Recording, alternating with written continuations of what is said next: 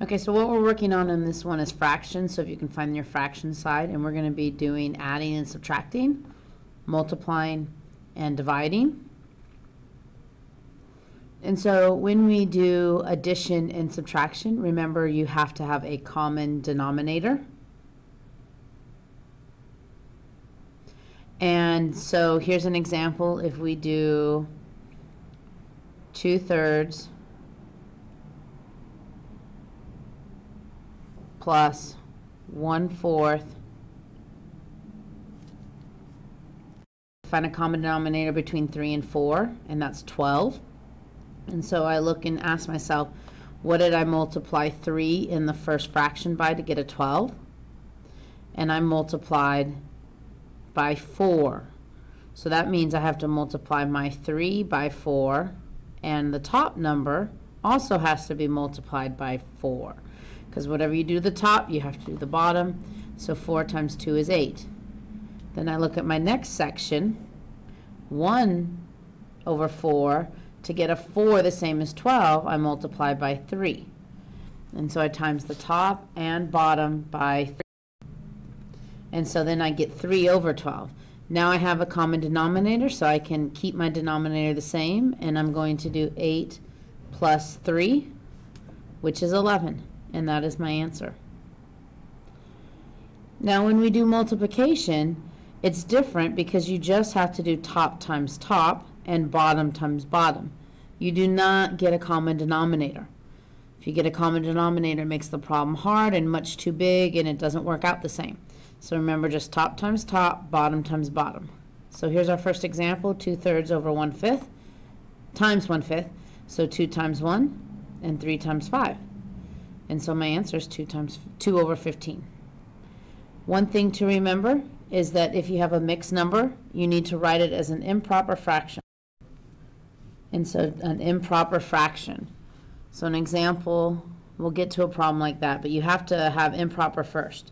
So here is a mixed number, 2 1/3 times 4/5. Well, first of all, I have to fix 2 1/3, and so I do 3 times 2, and then I add 1. So 3 times 2 is 6, plus 1 is 7. So 7/3 times 4/5. And now top times top, bottom times bottom.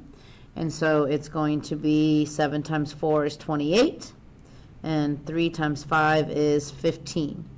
And so 28/15, I need to reduce this. So 15 goes into 28 one time with 13 remaining. So it's 13/15.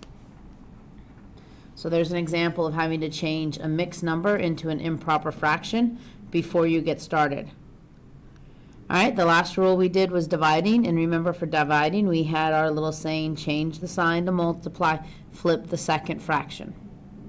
Change the sign to multiply, flip the second fraction.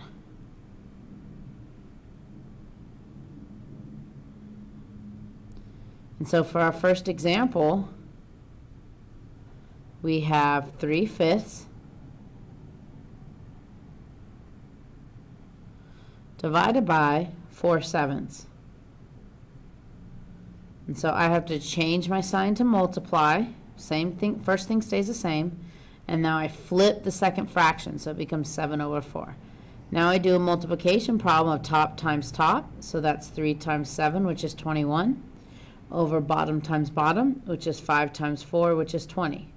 Well, that's an improper fraction, so I have to see how many times 20 goes into 21, and that's 1, with 1 remaining. Ooh, I'm running fast. Okay, and then let's just make sure we know how to do an improper fraction. So let's make an example down here. So 6 1/4. And so what you do is you do 4 times 6. And then you add 1. I had some lag there. So that would be 6 times 4 plus 1, which is 25/4. And that is the answer. And that's how you go from a mixed to an improper, and then you would do the same thing but backwards. So remember, when we're doing this, adding and subtracting, you have to have a common denominator. Multiplying is just top times top, bottom times bottom. And then for dividing, you need to change the sign to multiply and flip the second fraction.